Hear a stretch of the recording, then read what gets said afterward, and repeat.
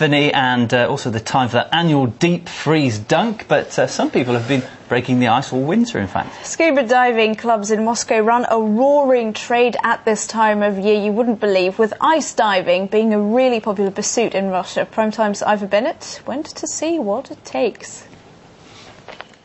Perched above the unknown with the icy depths below, it requires guts to take the plunge.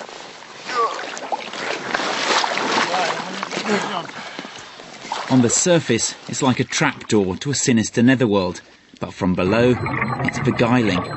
Ice diving in Russia's a popular sport, but it's not something to be taken lightly. The divers are under the ice now, which is around 30 centimetres thick.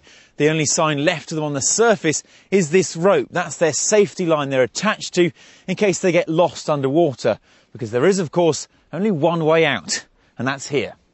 The maximum depth of the dive is 9 metres, but the rope allows a horizontal range of 20. With only one exit, surface contact must not be lost. It's crucial that the rope is always kept taut. When it's taut, I can pull on it once to ask them if they're okay. See? They tug it once too, telling me it's all right down there. That's how we communicate.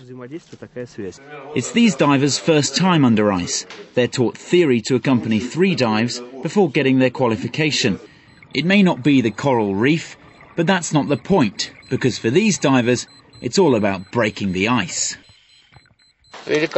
Fantastic! I feel like a new man.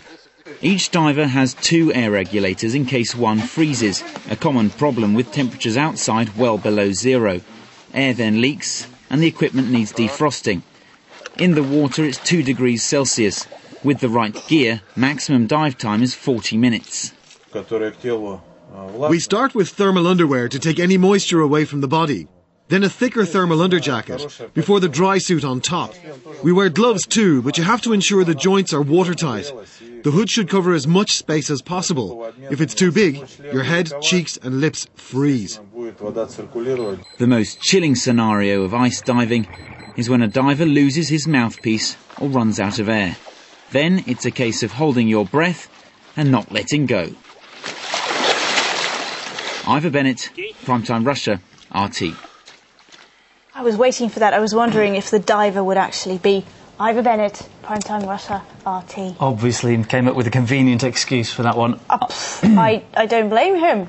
When I was on holiday, I tried, a few months ago, I tried diving for the first time. And I've got to say, it terrified me, being underwater with this heavy tank. Was it warm? And yeah, it was, and that was relatively warm. I mean, it really did feel like someone had tied a huge brick to me. I've never tried it. It worried me. Now, the thought of doing that in ice water, no thank you. A definite no-no.